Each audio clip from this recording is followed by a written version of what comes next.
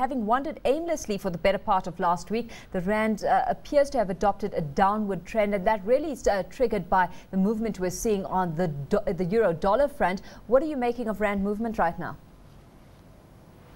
Yeah, good morning, Alishia. We definitely tried to breach 735 to the top side on a number of occasions last week.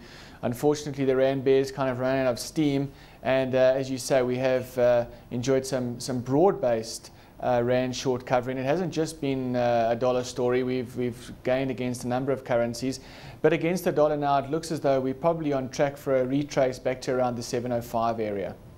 Taking a look at some of the data we're expecting out this week, we've got GDP numbers expected out tomorrow, and we saw the BER come out with a report last week, I think on Thursday, saying they saw fourth quarter GDP coming in at 4%. Your expectations for tomorrow's number out of Stats SA?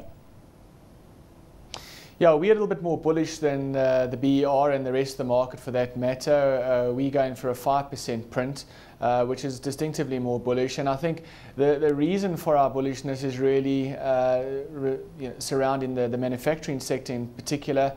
We saw some nice rebounds in the final quarter of last year, and we're hoping that that will come through in the numbers. Of course, the manufacturing sector has got a heavy weighting within the overall GDP basket. So if it does impress, it could have a meaningful impact. So we're a little bit more optimistic than the rest of the market, yes. Of course, the basis for that optimism fueled by retail sales, which grew better than expected, 8.3% for December there. The CPI coming in at 3.7% as well. We're looking forward to PPI numbers on Thursday. Your forecast on that front? Yeah, on that front, we're seeing PPI continue to drift a bit higher. Inflation, I think, is going to be a story that's going to gain in importance as the year progresses. We've seen inflation starting to tick higher. Look, it's still very soft, but I think the trend is upward, and I think we'll probably see more evidence of that coming through in this week's PPI figure. Of course, inflationary fears within the emerging market space is a cause for concern for the rand, because we could see emerging markets struggling to outperform their developed market counterparts in an environment where central banks within the emerging market space are now starting to hike their rates.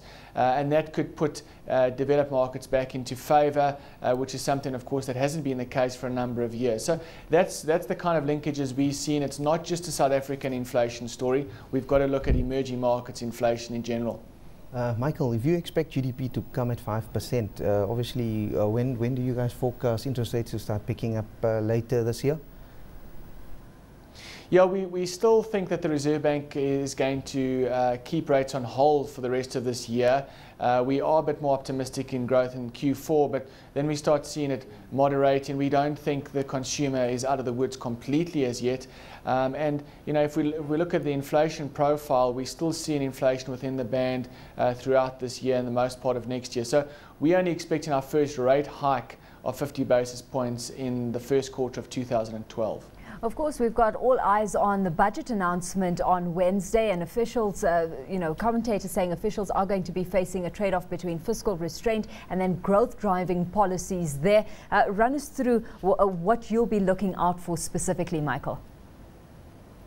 Yeah, I think the key issue to look out for is what is government going to be doing in terms of its infrastructural spending in rands and cents. We know that things have slowed down after the World Cup infrastructure spending that was strong in the run-up to the event. That's tapered somewhat, and we're going to hope to see government sort of picking up the baton again and running hard with infrastructure spend, because we need that infrastructure spend together with the recovering consumer to basically drive this economy to higher levels, which will tackle that crucial issue in South Africa, and of course that is job creation. So those are the kind of things we're looking at. In terms of the currency, there'll probably be more confirmation of the exchange control liberalisation that we had announced at the medium-term budget, so not too many surprises there. And in terms of tax relief, I think it's mainly going to be bracket creep adjustments, but if anything, there's going to be probably some tax relief for the lower to middle income earners.